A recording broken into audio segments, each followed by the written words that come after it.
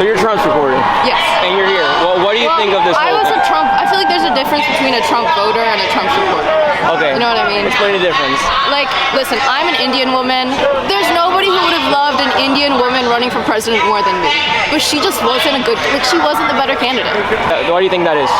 Well, for example, she ran on abortion, which like everybody here is for.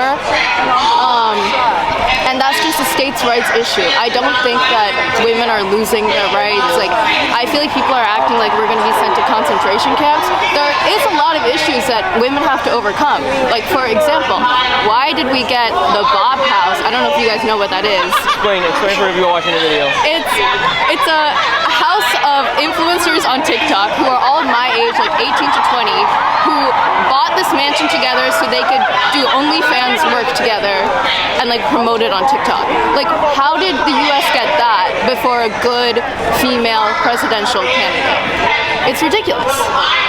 You're young, and there are a lot of young people who moved to Trump in the last election. Yes. Why do you think there were more young people who voted for Trump this time around than in 2020 or 2016? Yeah, and might I add, I was a die-hard liberal. I thought that being a Republican meant you were a bad person, and I think that young people grew up on this like social media climate that told them that. So when we realized that that actually wasn't true and that that was just a way to garner our votes, it made us really resentful towards the Democratic Party. I don't trust them anymore. And you shouldn't trust either party, but I feel a lot safer with what the Republican Party is becoming than what the Democratic Party is. As a Trump supporter, being here for a couple of hours, do you think the opposition gets it, or do you think they still don't get it? Oh no, I was standing with my sign, which I feel like is pretty pro-woman, and I had someone come up to me and start screaming at me that I need a 50-year-old white woman screaming at the brown girl to leave because the counter protests are somewhere else. And listen, you're not gonna get it unless you have an open mind. You're just not.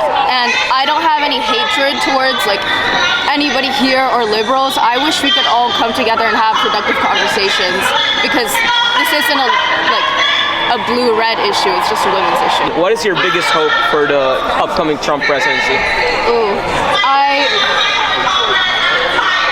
hope that we can make our citizens love America again, because I think people think that when you loved your country, it means you can't criticize it, but both can be true at the same time. And for us to move forward on a path that Democrats and Republicans will both like, we all need to love our country instead of hating it.